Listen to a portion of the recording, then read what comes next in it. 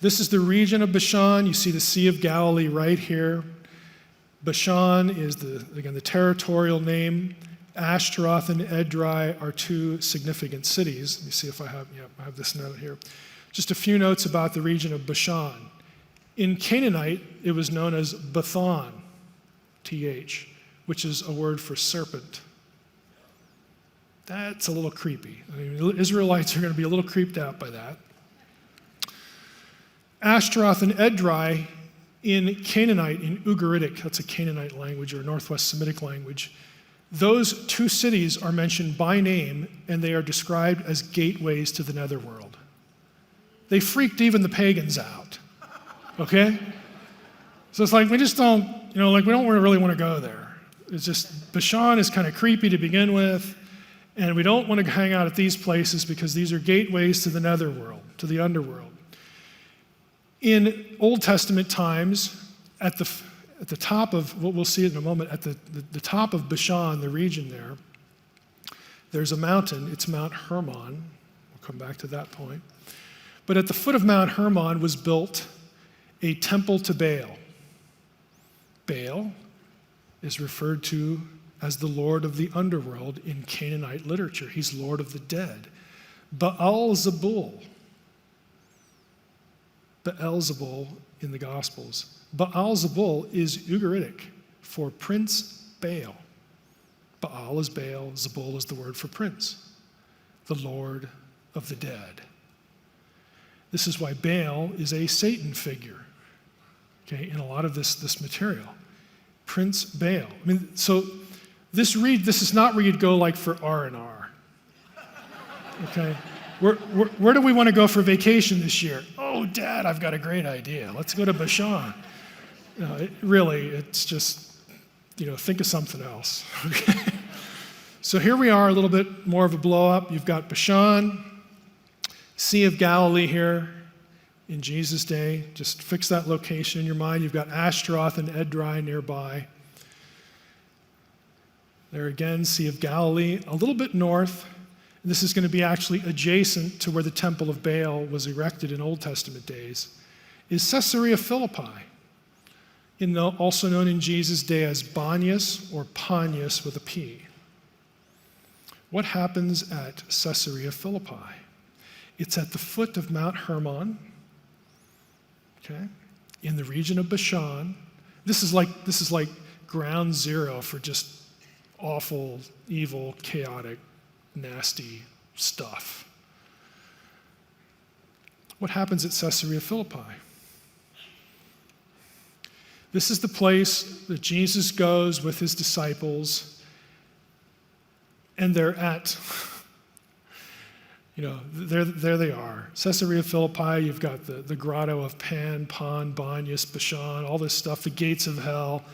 And this is the place where Jesus has this conversation with his disciples where he says, who do men say that I am? And the disciples, well, some say this and some say that. And he asked Peter, who do you say I am? And he says, you are the Christ, the Son of the living God. And Jesus says, that's good, Peter. Don't get a big head about it because the Spirit of God had to show you that. You're not that smart. Okay? But we'll give you some points.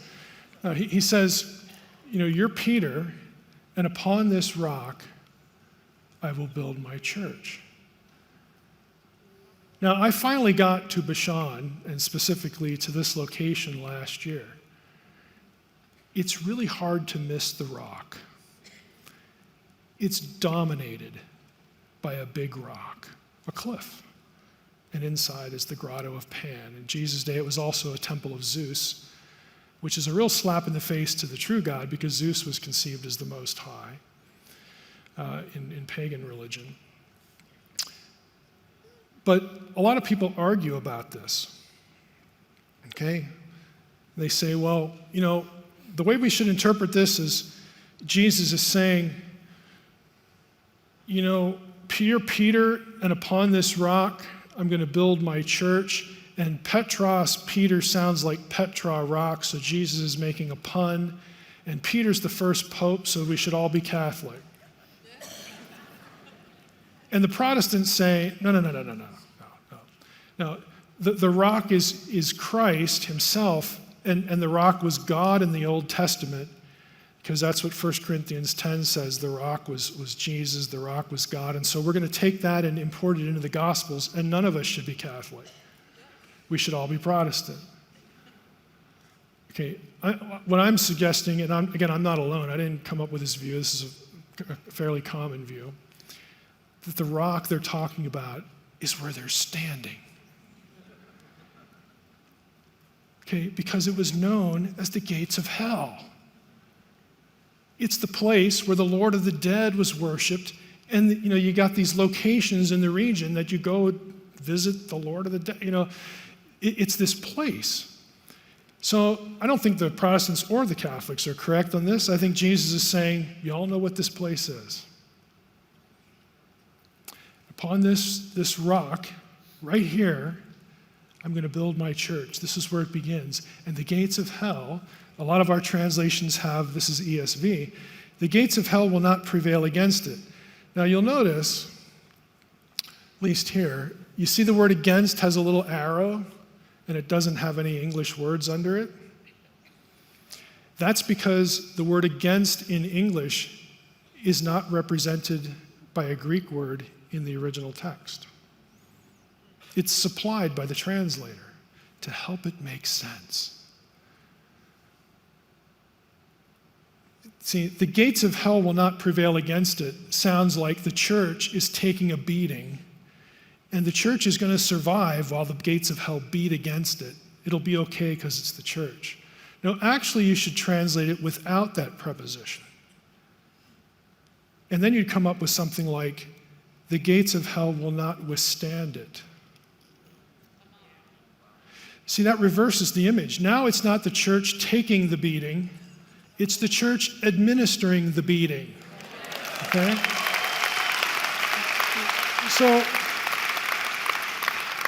what you have Jesus saying here is in effect, you all know what this place is. I'm going to turn Satan's domain into his tomb. Okay? We are going to reverse what's going on here. And the real kicker is, well, we'll get to that part. Oh, let's just go. I'll get to the kicker in a moment. Right after this incident, it says, after 6 days, they're there at Caesarea Philippi 6 days, Jesus took with him Peter and James and John and led them up a high mountain. Again, if you're there, you just look around and where's a high mountain here? We got this big rock here and it's a cliff, but it's not a mountain, it's a cliff. Oh, well, there's one right over there. How could we miss it? It's Mount Hermon. What happened at Mount Hermon? Again, if you're reading Second Temple Jewish material about the Genesis 6 story, Mount Hermon is where the watchers descend and covenant together with themselves to corrupt humanity. So Jesus takes Peter, James, and John up into Mount Hermon, and what happens there? It's the Transfiguration. So Jesus goes there, and he manifests who he really is. He exposes himself, in his glory, as if to say what? I'm here. Do something about it. Okay, my view is that when Jesus does this at Caesarea Philippi and Mount Hermon, he is picking a fight. This is well into his ministry, and the reason I say that is what happens after. This is just some stuff about Hermon. The Gospels actually don't identify the mountain. The church tradition says it's Mount Tabor. You know why? Because Constantine's mom said it was. I'm not making that up. Constantine's mom was a serious believer, and she fancied herself as an archaeologist. And so she went around to places in the Holy Land and said, this is where this happened, this is where that happened, this is this place. And people are like, hey, you're the emperor's mom, we're not going to disagree. And it just becomes church tradition. But the Gospels never identify it. And if you're in the region, there's only one mountain candidate there, and that's Hermon, but oh well. And again, it's not just me. Lots of people take this view I'm giving to you. But it's really interesting that after these two events, you read this in Mark. After he goes to Caesarea Philippi, and he pokes Satan in the eye. Then he goes to Mount Hermon and digs, that whole bunch, okay? It says this, he began to teach them that the Son of Man must suffer many things and be rejected by the elders and the chief priests and the scribes and be killed, and after 3 days rise again. He's picking a fight. It's time to get the show on the road. Now, Peter freaks out, if you remember the passage. This is the passage where Peter says, no way. This isn't going to happen to you. And then Jesus has to say, look, get behind me, Satan. And the whole point is, if you oppose this, you're on his side.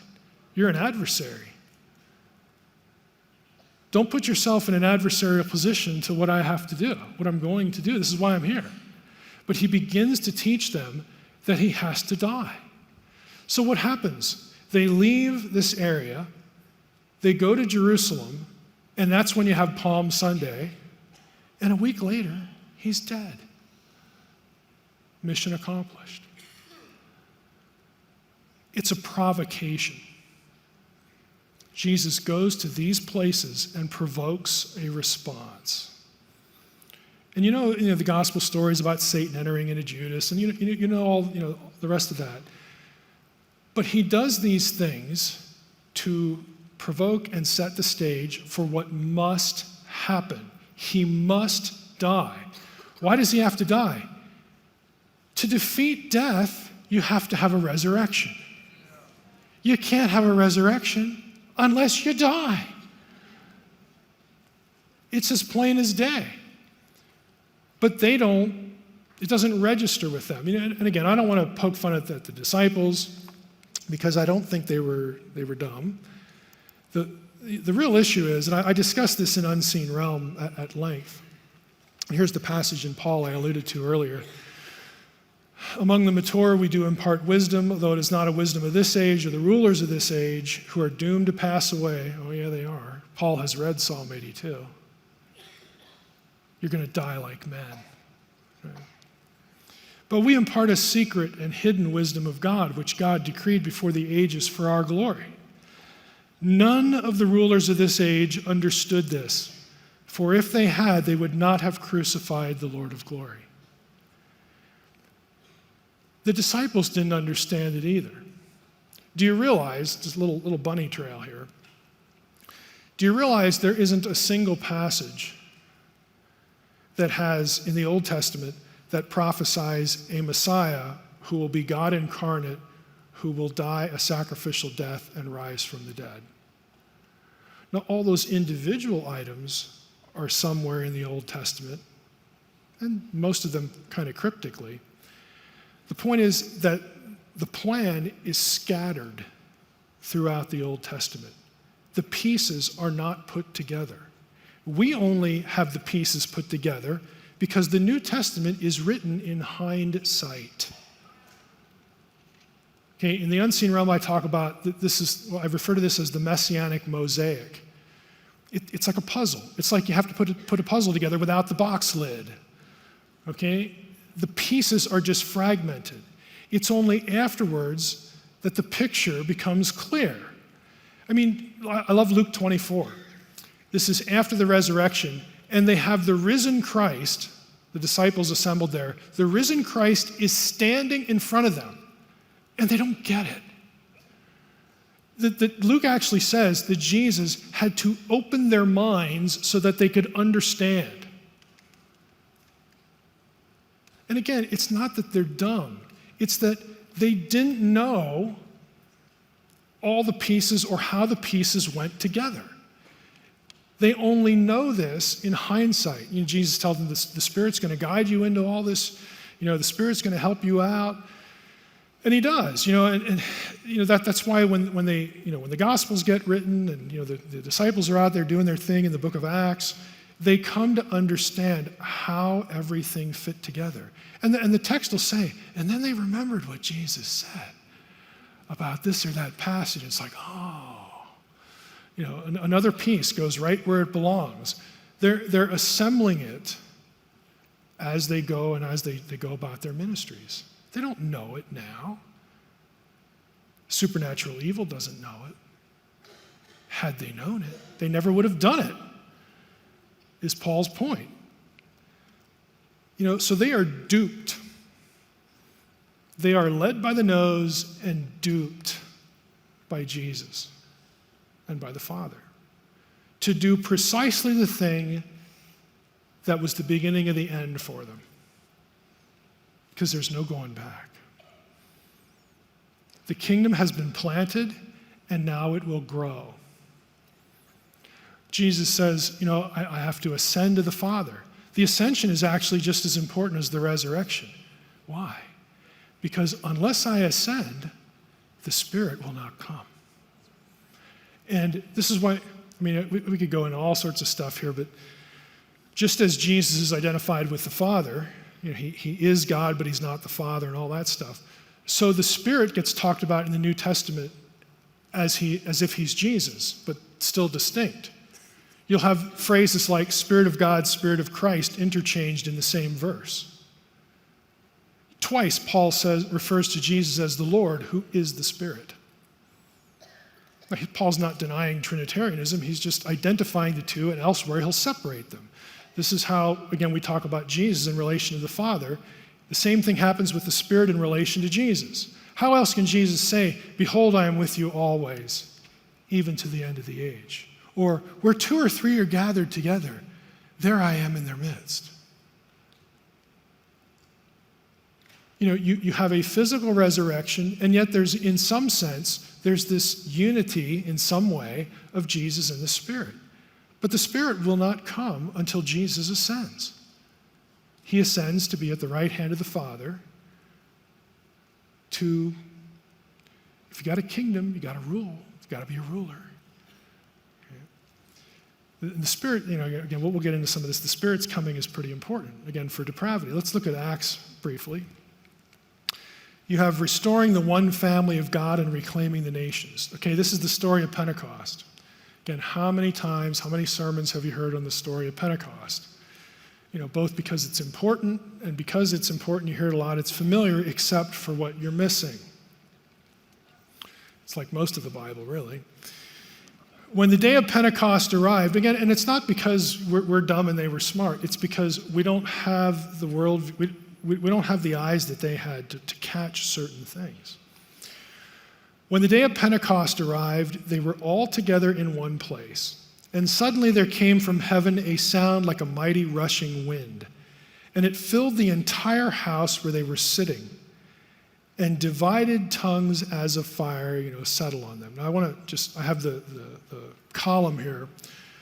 I have the word divided clicked on, and the column, this is the Greek term diamorizo, okay, to be divided.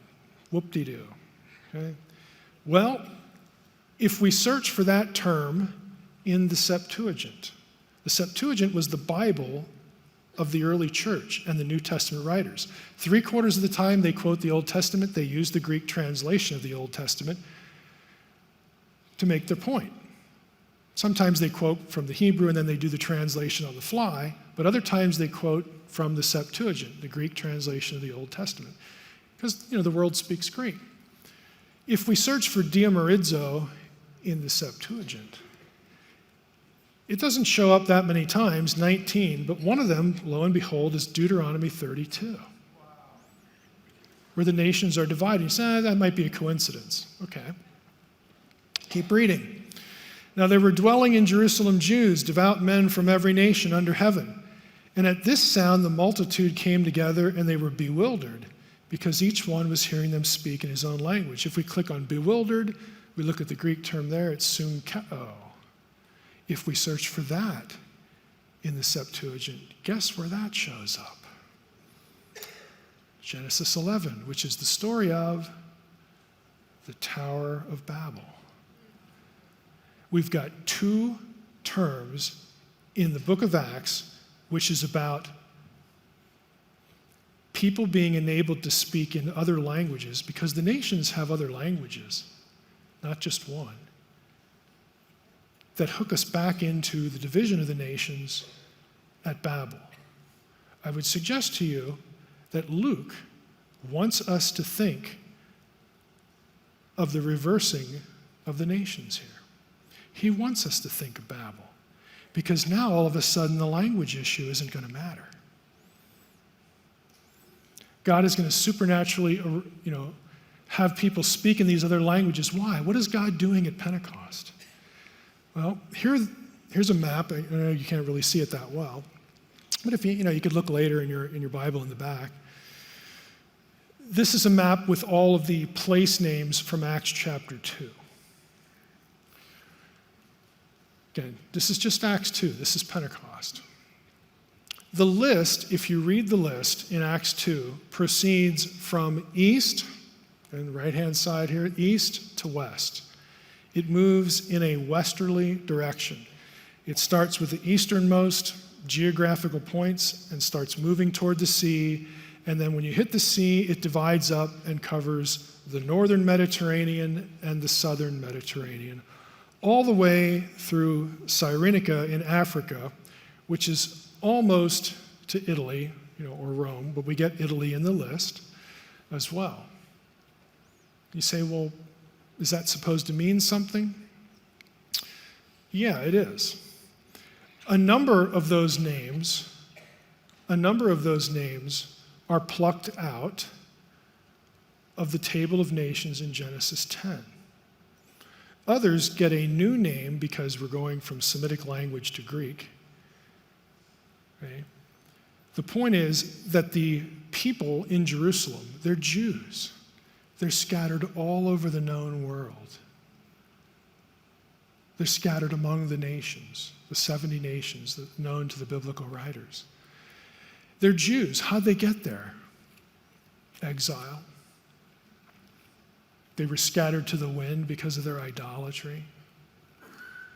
They were put into the nations that God disinherited and divorced himself from. Why would God do that? Because God plays the long game. God knows that at some point the Messiah is going to come. He's going to die. He's going to rise again.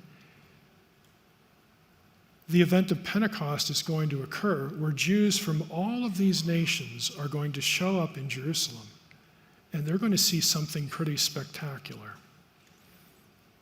They're going to see people of their own kin group speaking in the other languages from the regions they're from, and they're going to be telling them the story of this guy from Nazareth who said he was the Messiah, and he was crucified by the Romans, and he rose on the third day. And they're going to believe. 3,000 of them believe. And you know what they do after they believe? They go home. They're like little cell groups planted among the nations.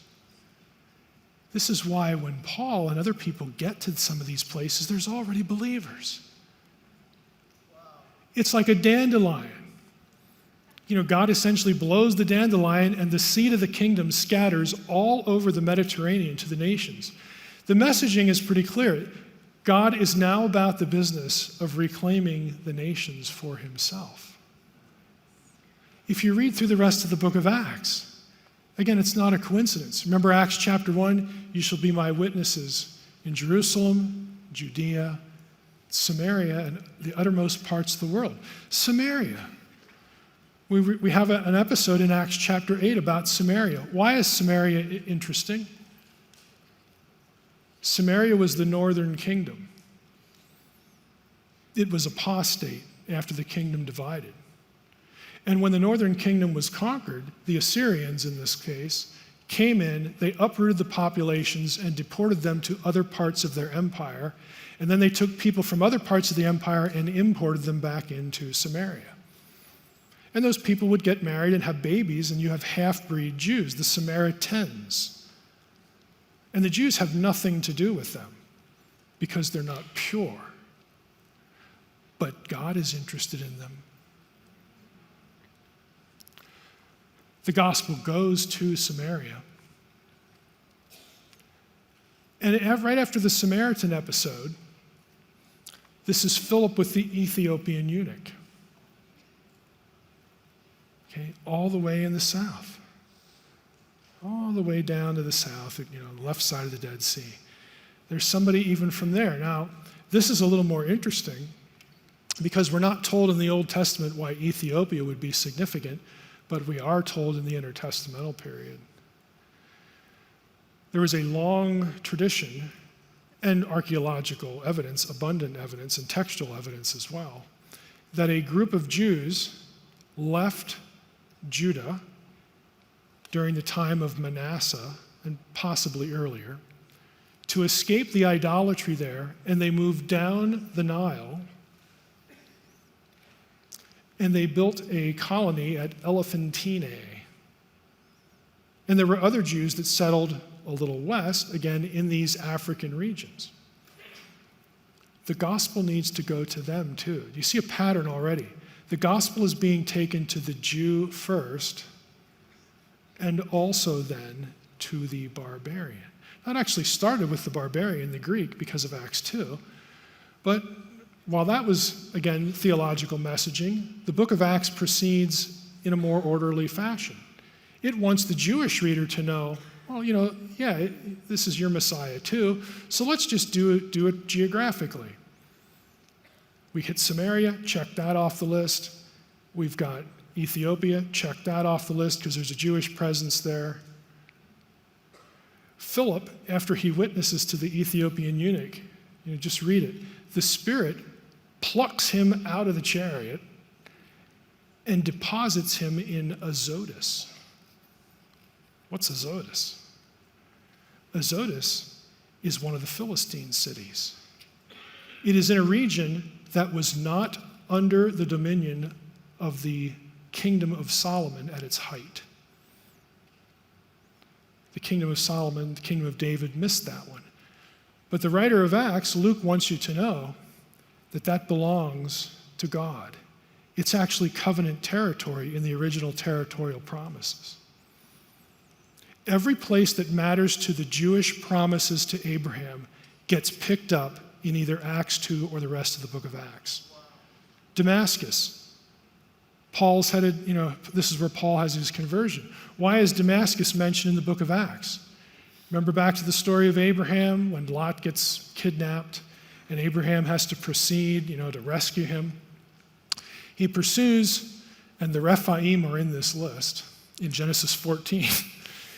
He pursues this band that captured Lot with 318 men. He rescues Lot. And where do they find Lot? Where do they catch up to them and rescue Lot? Damascus. You remember God had said, every place that your eye can see and the place that on your feet tread on is going to be your land. God didn't forget that. Again, the place names are here for a reason. To the Jewish reader, Luke wants to communicate the gospel was taken to every place that Jews are. And that's important because the Jewish nation needs to be brought back together, all 12 tribes, not just 2. They're still in exile, even in the New Testament period. Only 2 of them ever came back. But God has to heal this rift, and then he's going to use them. He's going to plant them all over the known world. They're going to go back home. Wherever they're at, they're going to get witnessed to, they're going to believe, they're going to be there, because this is now a beachhead for the kingdom of God in the Gentile world. The gospel is seeded in all these places. And you go through the book of Acts, it's to the Jew first, also Greek. This is Paul's pattern as well. And it's conveyed visually. We could go through, the last Gentile, or the last Jew to be converted is the one in Damascus before you get to Cornelius.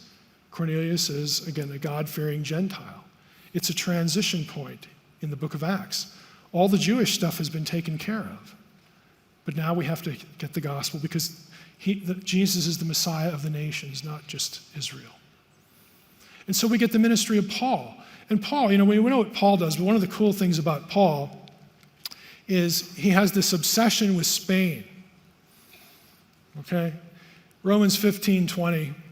Thus I make it my ambition to preach the gospel, not where Christ has already been named, lest I build on someone else's foundation. But now, since I no longer have any room for work in these regions, I've been everywhere I needed to go. And since I have longed for many years to come to you, I hope to see you in passing as I go to Spain.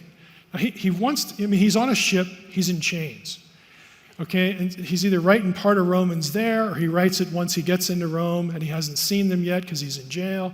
We don't know the exact circumstance, when Romans was written, but he has not seen the believers at Rome yet, so he's writing them. I can't wait to see you guys.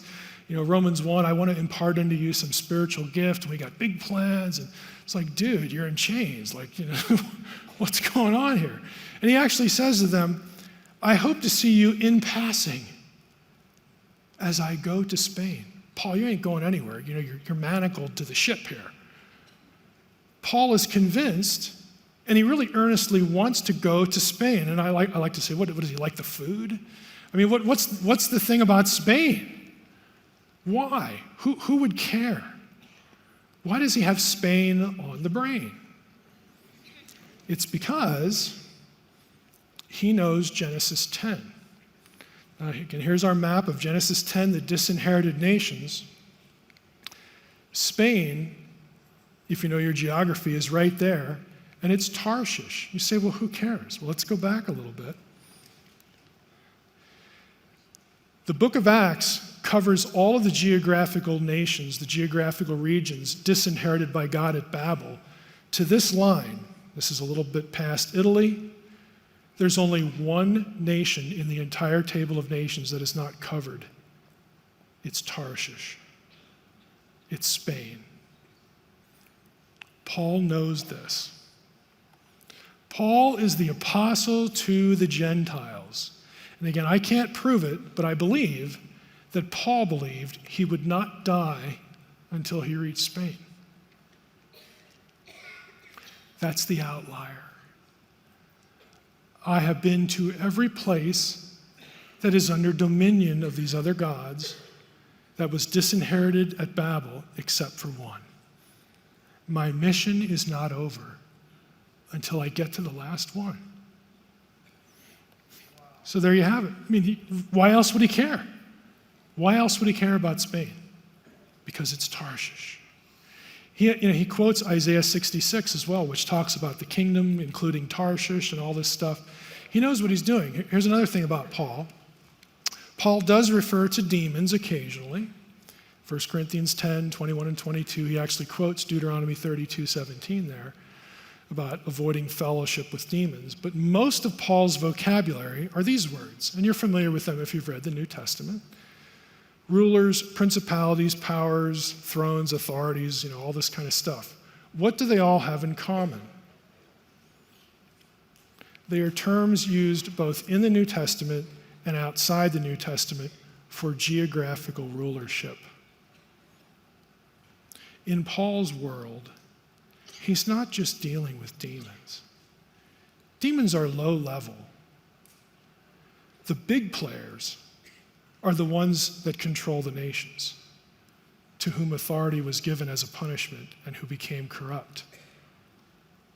This is those other guys, they're the spirits in prison. We don't really need to worry about them until maybe the day of the Lord, okay, but the ones we really need to worry about now are the ones who control and have dominion geographically.